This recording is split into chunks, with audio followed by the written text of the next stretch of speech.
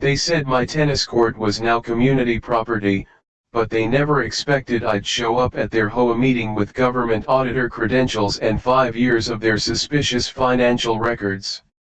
How exactly will Beverly explain the $155,000 landscaping consultation fees paid to her sister's company while she was busy organizing tennis tournaments on my private court? I still remember the exact moment when everything changed in our peaceful community of Oakwood Estates.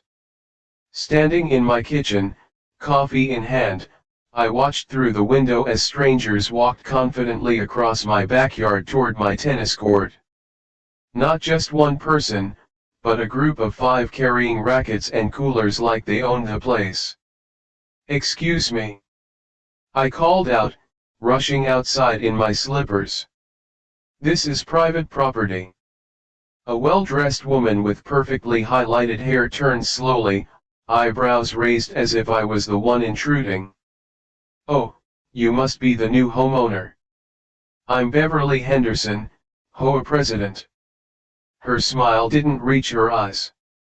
"We have Tuesday morning tennis here. It's in the community guidelines." I felt my face flush. I've read every page of those guidelines. There's nothing about my personal tennis court being community property. Beverly tilted her head, her group watching with amused expressions. "Perhaps you missed Addendum C? The previous owner agreed to community access. It's all very official." She flicked her wrist dismissively. "You can take it up at the next board meeting if you'd like. First Thursdays, 7 p.m. sharp." As they continued onto my court, my $35,000 investment that had sealed the deal on purchasing this home, I stood frozen in disbelief. The sound of tennis balls hitting my freshly resurfaced court echoed like tiny explosions of anger in my chest. I spent the next 3 days digging through every document from my home purchase. Nothing mentioned shared court access. My realtor sounded equally confused when I called. "That wasn't in any disclosure," she insisted. "I would have told you if there were easements or shared amenities. For you, a free like is easy. But for me, it is the greatest support and encouragement. For this video, can you give me 1 like and 1 subscription? Thank you very much."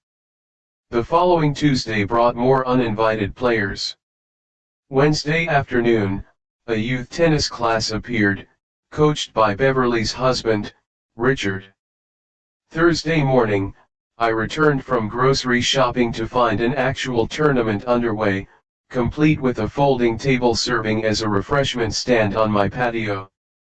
I approached one young mother who seemed less entrenched in whatever was happening. "Do you know anything about this arrangement? Was this court really shared before I bought the house?" She glanced nervously toward Beverly before whispering, "We've only lived here 8 months, but we were told all amenities are shared.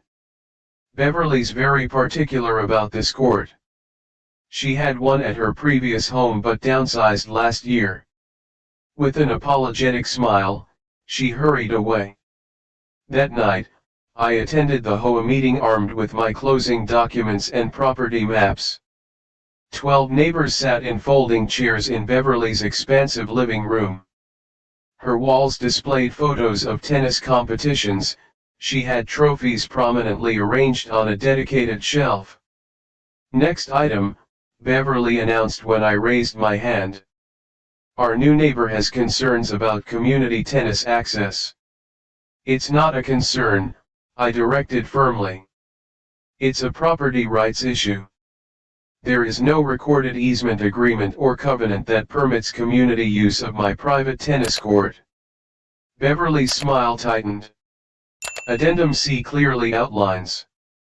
"I'd like to see this mysterious Addendum C," I interrupted, "because it wasn't in my closing documents.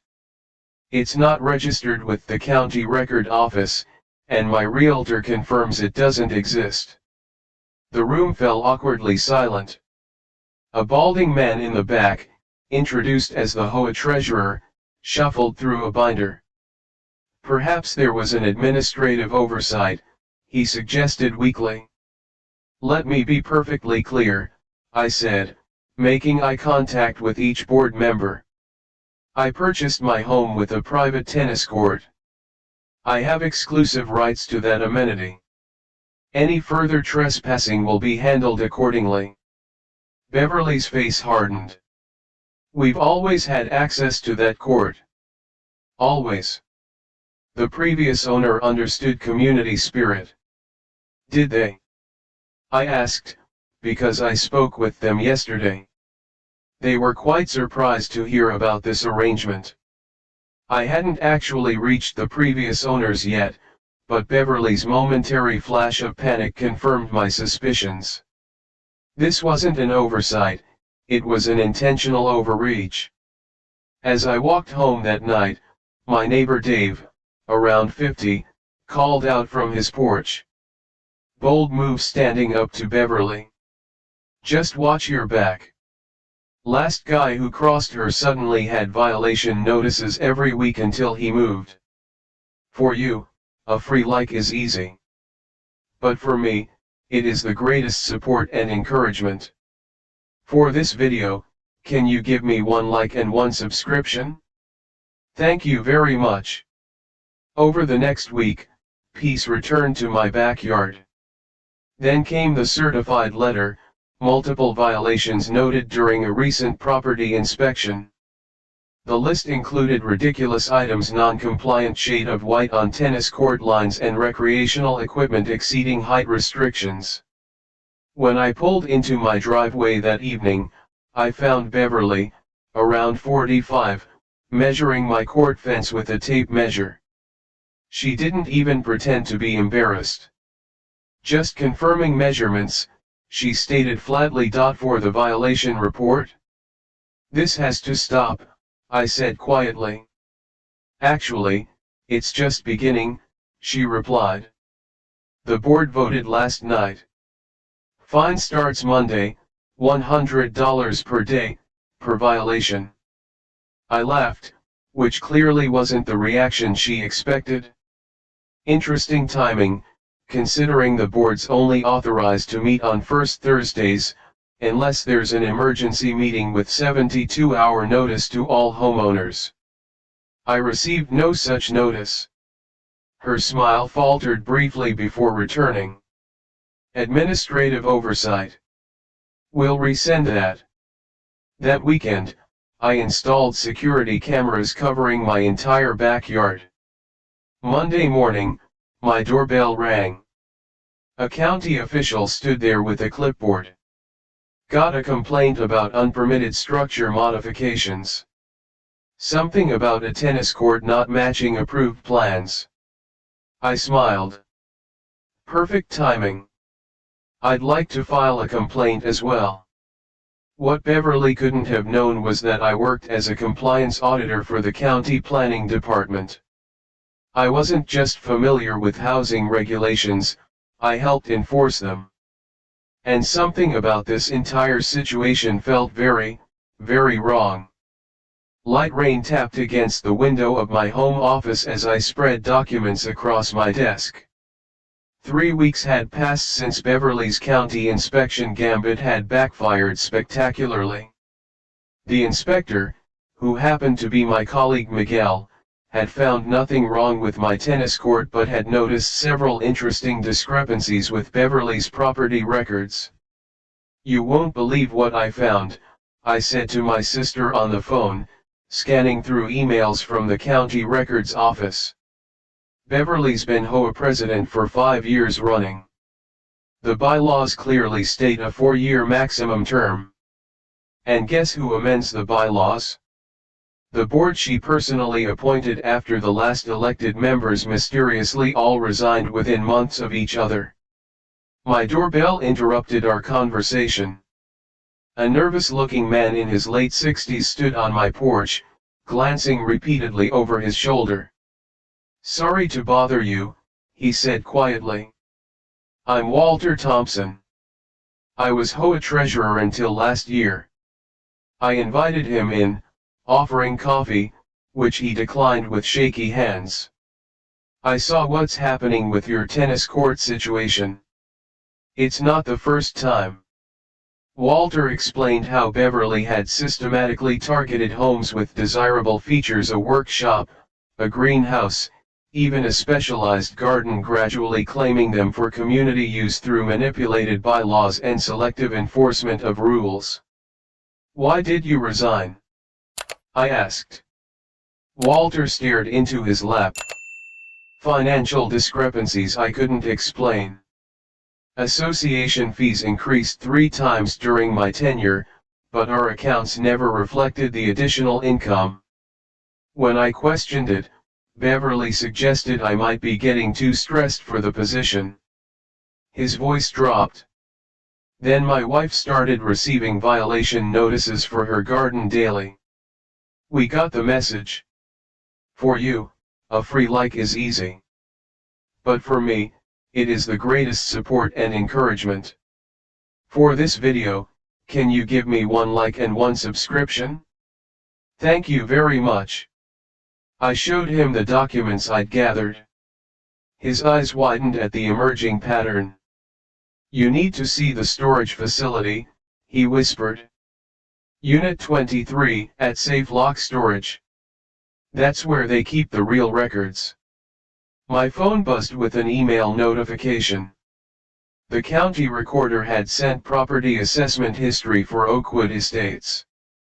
Beverly's home value had somehow decreased 3 years running while everyone else's increased, resulting in significantly lower property taxes for her. That afternoon, I visited Safe Lock Storage under the pretense of renting a unit. While the manager showed me available options, I spotted a familiar face exiting Unit 23, the balding treasurer from the HOA meeting. He carried a banker's box to his car, looking nervously around the parking lot. I followed at a safe distance, watching him deliver the box to Beverly's house. Through her front window, I could see them spreading documents across her dining table with 2 other board members. They appeared agitated, occasionally pointing toward my house visible down the street. "Time for a different approach," I muttered to myself, driving to the county administration building. Using my employee access, I requested historical aerial photographs of the neighborhood. What I found confirmed my growing suspicion: my tennis court had been built 4 years ago, well after Beverly had become HOA president. Records showed no community use provision had ever been filed. The next morning, a construction crew arrived outside my house. "Landscape modification for the Oakwood Estates community tennis facility," the foreman explained, showing me a work order signed by Beverly. "We're installing pathway lighting and expanding access." I called the police while filming the crew attempting to remove a section of my fence. Officer Ramirez arrived quickly, having dealt with HOA disputes before. "This appears to be a civil matter," he began. "There's nothing civil about trespassing and property damage," I countered, pointing to the now mangled fence section. "And I'd like to press charges." The workers, realizing they'd been caught in the middle of something questionable, packed up hastily as they left in Beverly's SUV. As her SUV screeched into my driveway, she emerged like a thundercloud, designer sunglasses hiding what I imagined were furious eyes. "You've made a serious mistake," Beverly hissed, ignoring Officer Ramirez. "The board has unanimously voted to place a lien on your property for unpaid violation fees." Officer Ramirez stepped forward. "Ma'am, we're currently investigating potential criminal trespassing and vandalism. I'd advise you to leave these premises." Beverly's composure cracked slightly. "This is HOA business. The police have no jurisdiction in covenant enforcement. Destruction of private property falls squarely under our jurisdiction," Ramirez replied calmly. After they left, I received a text from an unknown number, community center tomorrow, 7 p.m. Others who want to help. Come alone. W. Thompson. I presume W stood for Walter. The community center was mostly empty when I arrived, except for 7 nervous-looking residents gathered in a corner. I recognized several faces from the neighborhood but had never spoken with them. A woman introduced herself as Carol, former landscaping committee chair. Beverly forced me out when I questioned expenses $20,000 for seasonal plantings that never appeared. Others shared similar stories: selective enforcement, mysterious fees, retaliation against anyone who questioned the board. Walter arrived last, carrying a thumb drive. Financial records from the past 5 years, he explained. I made copies before I left. Beverly's sister owns the landscape company that's received over $200,000 in HOA contracts, Walter continued. The tennis court maintenance alone. He paused, looking directly at me. Supposedly costs $35,000 annually for a court that, until recently, wasn't even community property. We formulated a plan, each taking on different tasks. I would handle legal documentation and county violations. Carol would organize a special election petition.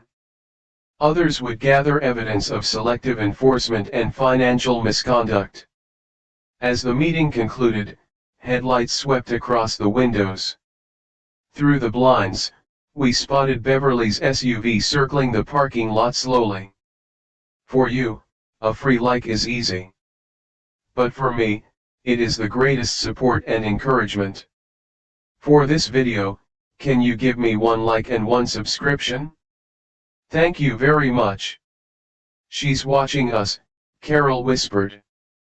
Good, I replied, because we're watching her too now. The next morning, I discovered my car windshield shattered, a tennis ball lying among the glass shards.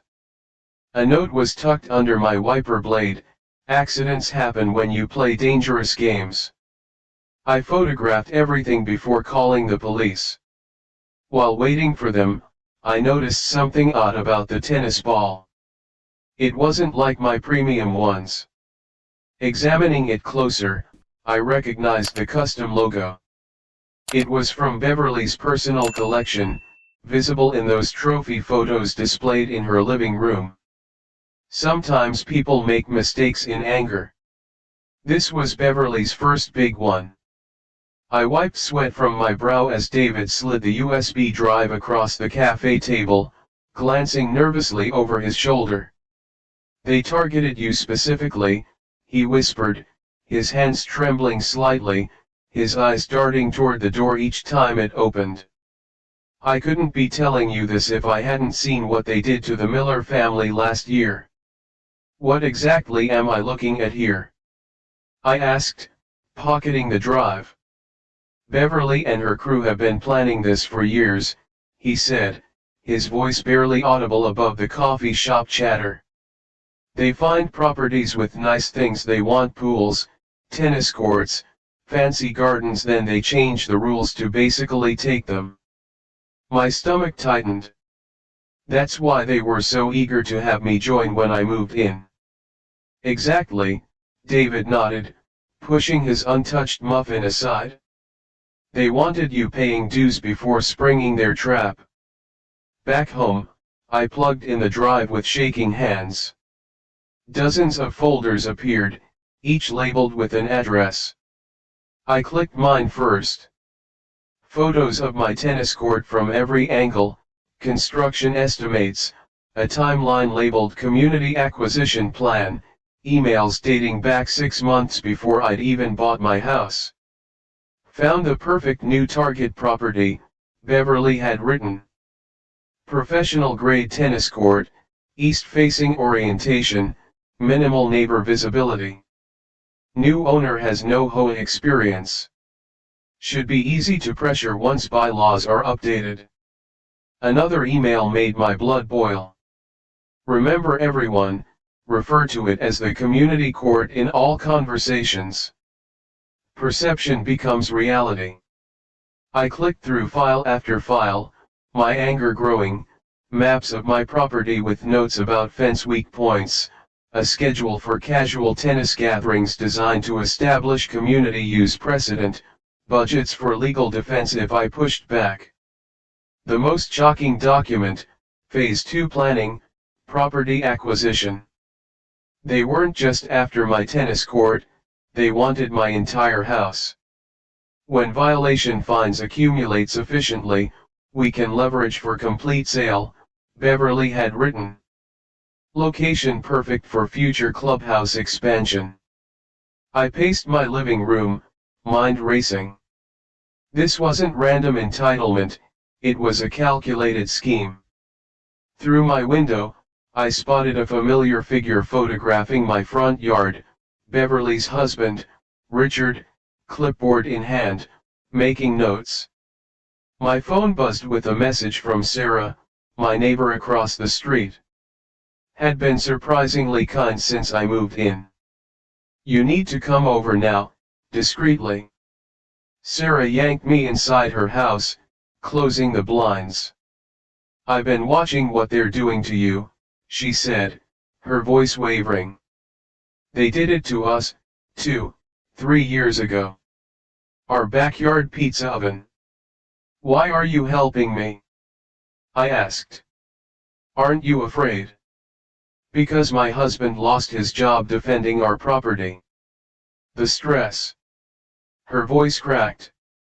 He had a heart attack last year. Eleanor sent flowers with a note saying they'd respect our privacy now, like she was doing us a favor. Sarah's teenage daughter brought us lemonade.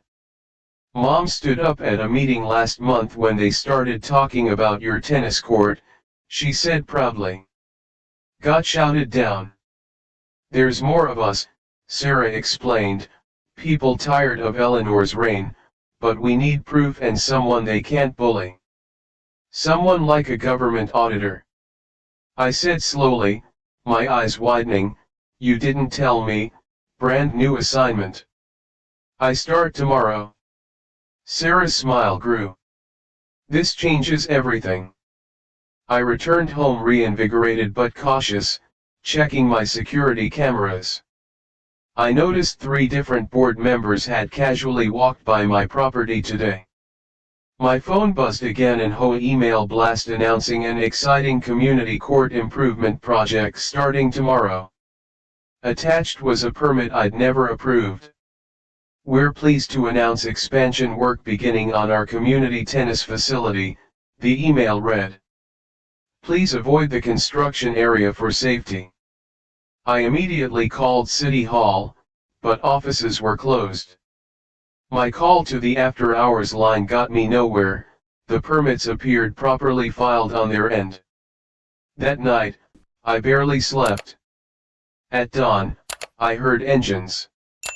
Peering through the blinds, I saw construction trucks pulling up, workers unloading equipment. Beverly stood directing traffic, clipboard in hand, wearing a hard hat with project manager emblazoned across it. I threw on clothes and raced outside as a worker was measuring my garden wall. Stop this immediately! I shouted, blocking their path. For you, a free like is easy. But for me, it is the greatest support and encouragement.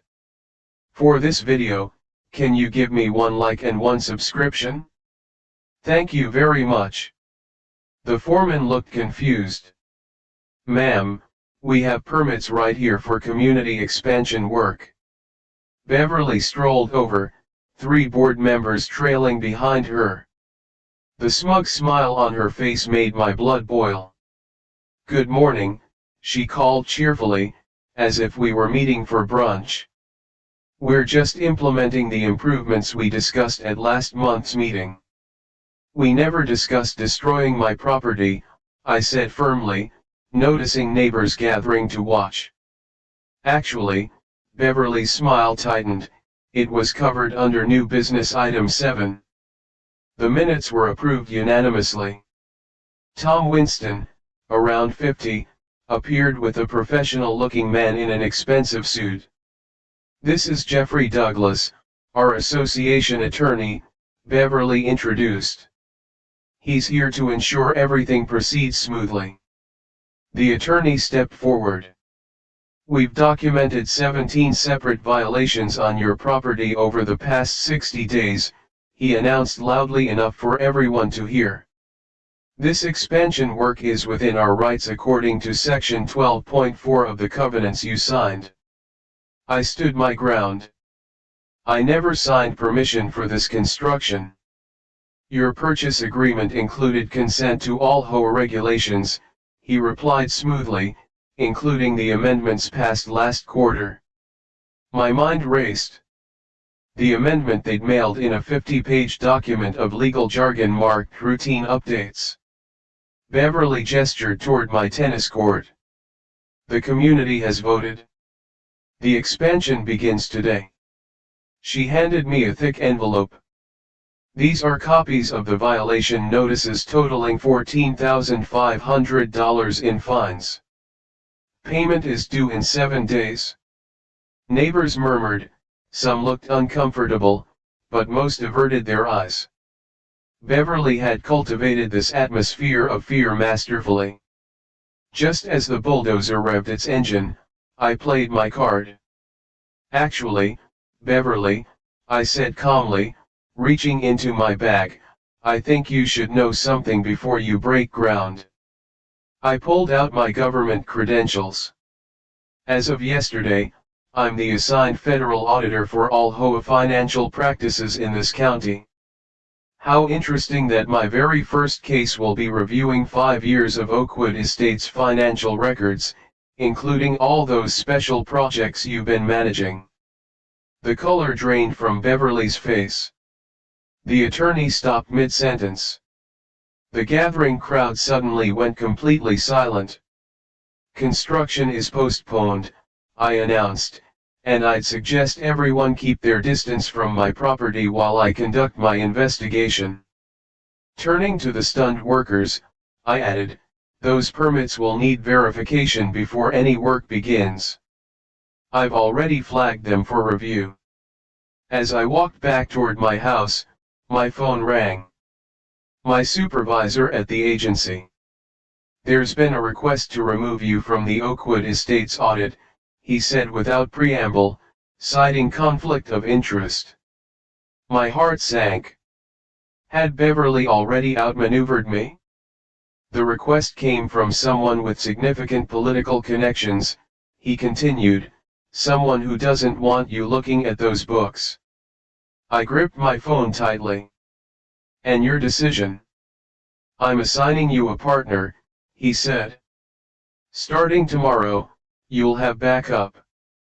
This just became a priority investigation. Heavy. A sharp knocking jolted me awake at 6:15 a.m. Through my peephole, I spotted a tall woman in a crisp suit, government ID already held up to the glass. My new partner had arrived.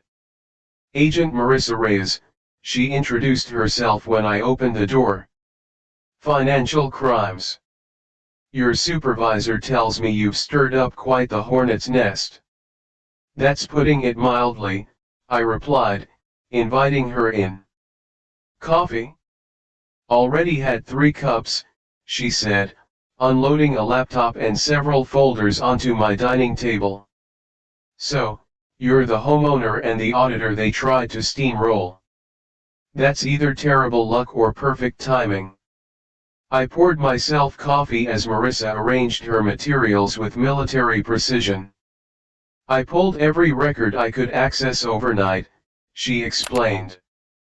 "Oakwood Estates HOA has been flagged twice before for audit inconsistencies, but the cases mysteriously disappeared." "Disappeared?" I echoed. "Reassigned, buried in paperwork, eventually dropped." She fixed me with a steady gaze.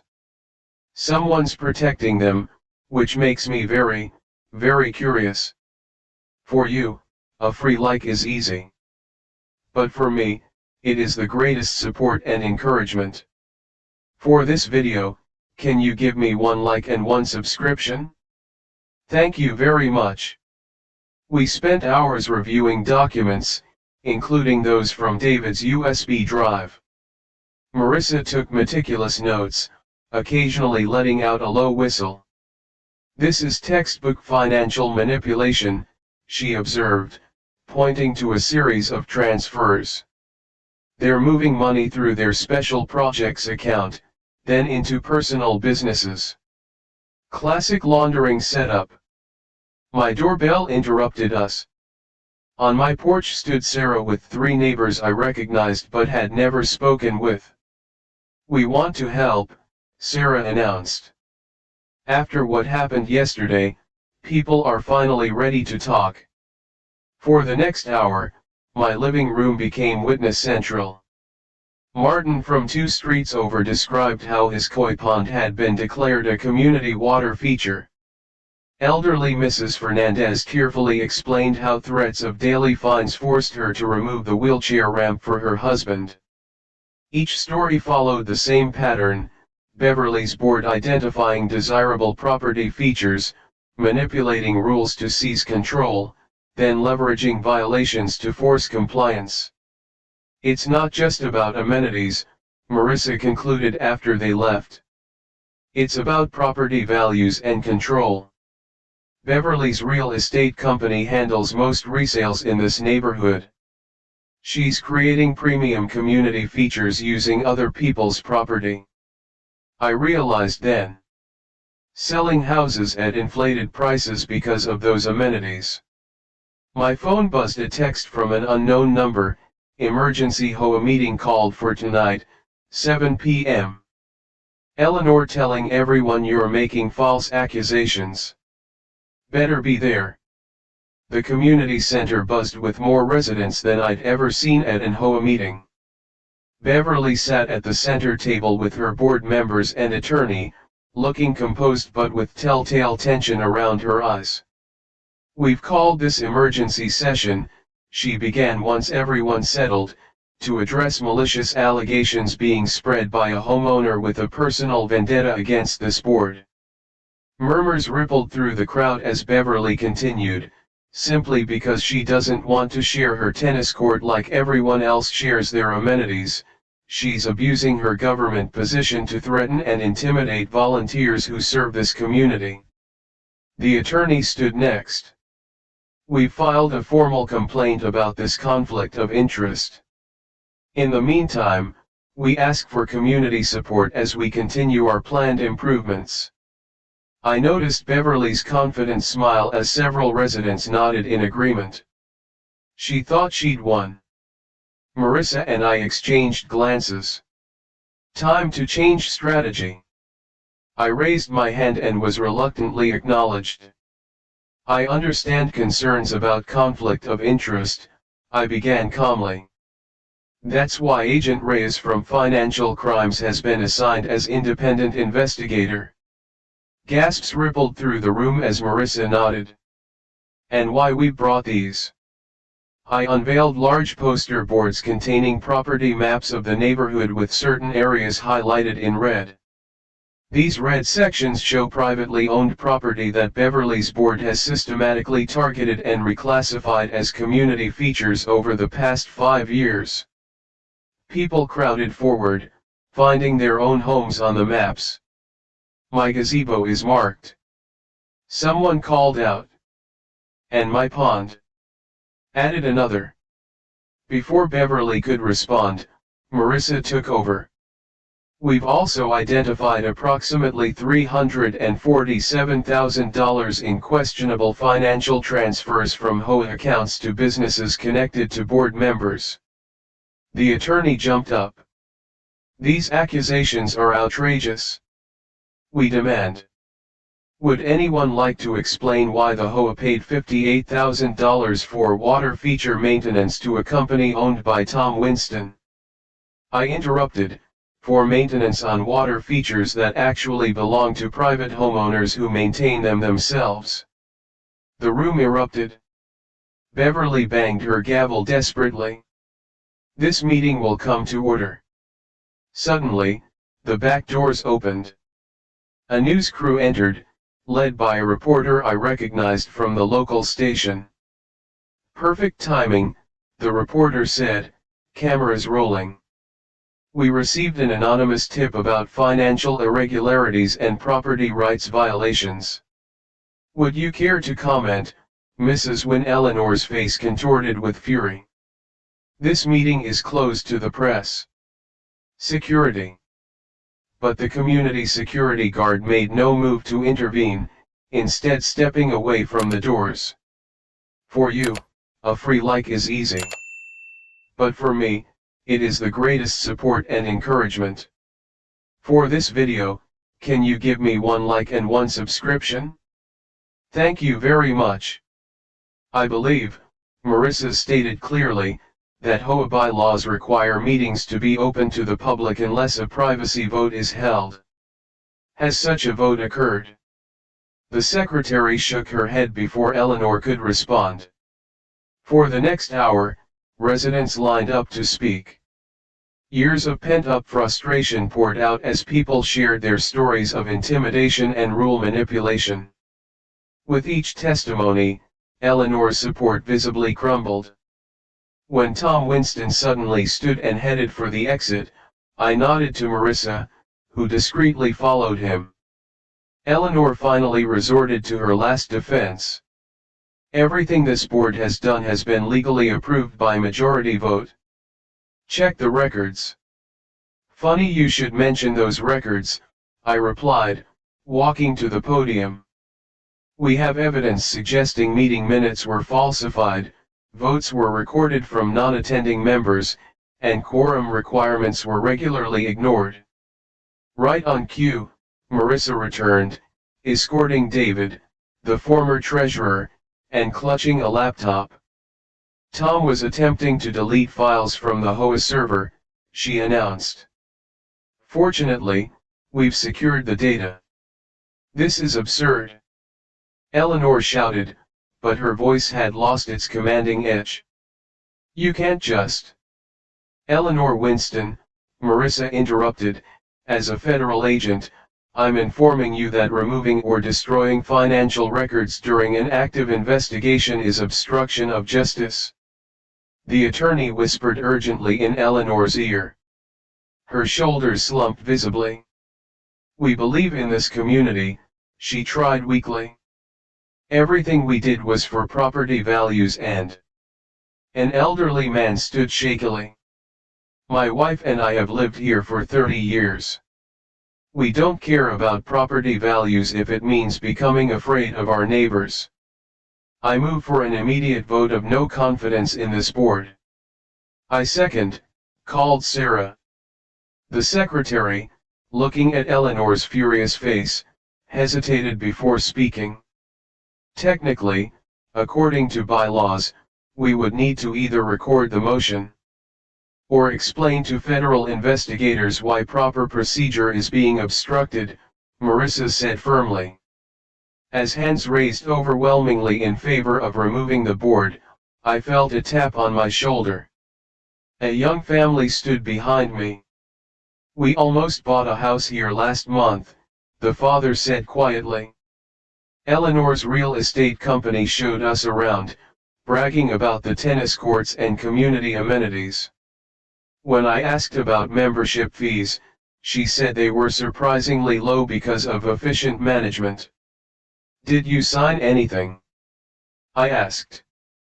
"We were about to," the mother replied, "then we saw the news crew outside and decided to attend tonight's meeting first." Eleanor's real estate business.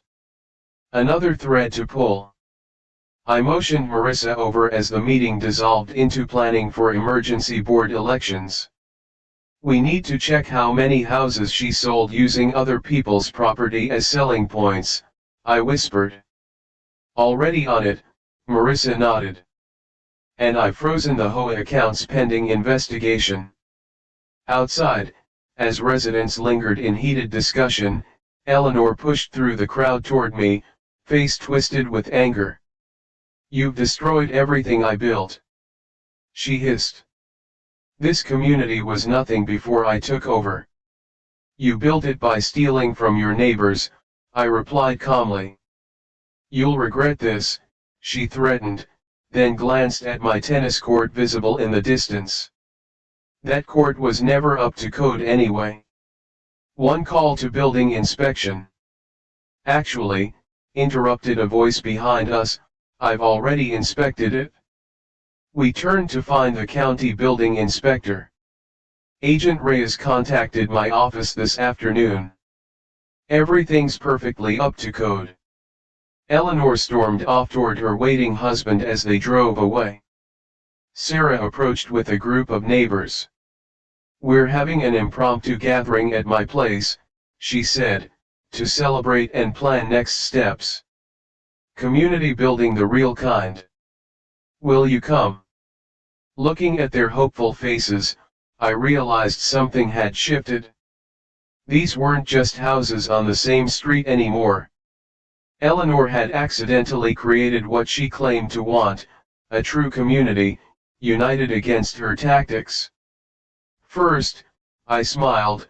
Would anyone be interested in a friendly game of tennis? My court is open to guests. Real guests, not trespassers. As we walked together toward my house, my phone rang. My supervisor again. "You've kicked quite the hornet's nest," he said. "The mayor just called me personally." My heart sank. Were we being pulled off the case? "Quite the opposite," he replied. "Seems Eleanor's husband does landscaping for several government buildings. The mayor wants to make sure there was no connection to city contracts." This investigation just got bigger. Looking at my neighbors laughing together for what seemed like the first time, I smiled. "How much bigger?" "Let's just say you might want to clear your calendar for the next few months. This could go all the way to the state level." As we reached my tennis court, I spotted a familiar face lurking near my property line, Jeffrey Douglas, Eleanor's attorney. Taking photos with his phone. Our eyes met. He didn't look away. This wasn't over yet. Water dripped from my hair as I stood shivering in my kitchen. The emergency sprinklers Eleanor installed without permission had accidentally activated while I was reviewing evidence at my desk near the window. My laptop, thankfully waterproof, displayed the email I just received from the county inspector's office. "Your request for emergency property line verification has been approved. Inspection scheduled for tomorrow, 9 a.m. My phone rang. David's voice came through, hushed and worried. "They've called an emergency board meeting tonight. My neighbor on the board says Eleanor claims you're falsifying government credentials and harassing her. She's pushing for immediate legal action against you." I squeezed my eyes shut, feeling the walls closing in. "They're moving faster than I expected." "There's more," David whispered. "Eleanor's brother-in-law just became a judge in the local court. Any guest who'd handle HOA disputes.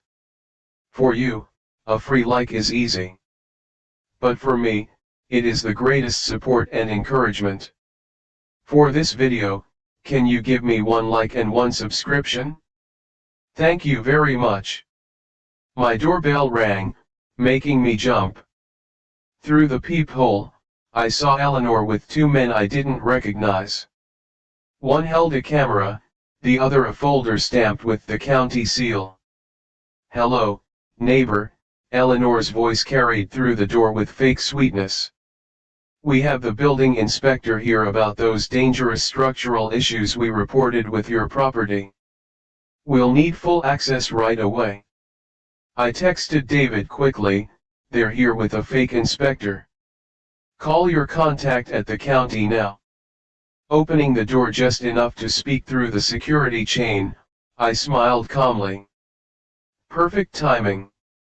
I was just speaking with Chief Inspector Williams about tomorrow's appointment. Would you mind waiting while I conference him in to verify your credentials?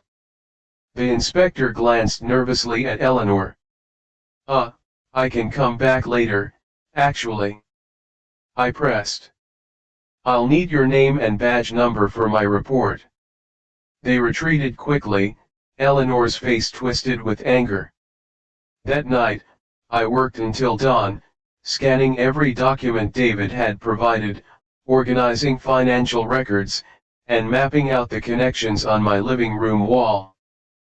Paper trails showing Eleanor's sister receiving payments for services never rendered, board meeting minutes mysteriously altered, property records showing how they targeted 5 other homeowners before me, all who eventually sold under pressure. My eyes burned from exhaustion when my phone buzzed with a text from an unknown number, parking lot behind Greenleaf Cafe, 7 a.m. Come alone. Attached was a photo of Eleanor shaking hands with someone whose face I knew all too well, Mayor Thompson, whose campaign finances I'd been assigned to audit next month. The real stakes became crystal clear. This wasn't just about a tennis court anymore. This was about power, money, and corruption reaching into every corner of local government.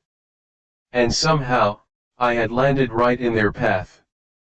Rain pounded on my windshield the next morning as I pulled into the nearly empty cafe parking lot. A tall figure waited under an umbrella, not David, as I'd expected, but Councilwoman Martinez, head of the Ethics Committee. I received some interesting documents yesterday, she said without greeting, sliding into my passenger seat. Anonymous package with your name mentioned. Records showing HOA funds being funneled into the mayor's personal foundation. She fixed me with a hard stare. You've kicked a hornet's nest, and now you need to decide, walk away with a transfer to another district, or help me blow this wide open. I handed her my own folder. The real property inspector arrives in 90 minutes. Everything Eleanor has done violates state law. I'm not backing down. Councilwoman Martinez smiled for the first time. Then let's make sure you're not fighting alone. Live from Channel 7 News, we're outside Oakwood Estates where shocking allegations of corruption have rocked this quiet community. I watched from my window as news vans lined the street. Councilwoman Martinez had moved faster than I expected. The property inspector stood at my boundary line, surveying equipment in hand, while Eleanor and 3 board members hovered nearby, faces tight with worry. My doorbell rang. This time, I opened it without hesitation. Ms. Henderson, I nodded politely. I believe you've met Councilwoman Martinez and State Attorney Davis. Eleanor's fake smile vanished. This is a private neighborhood matter that's being blown completely out of proportion.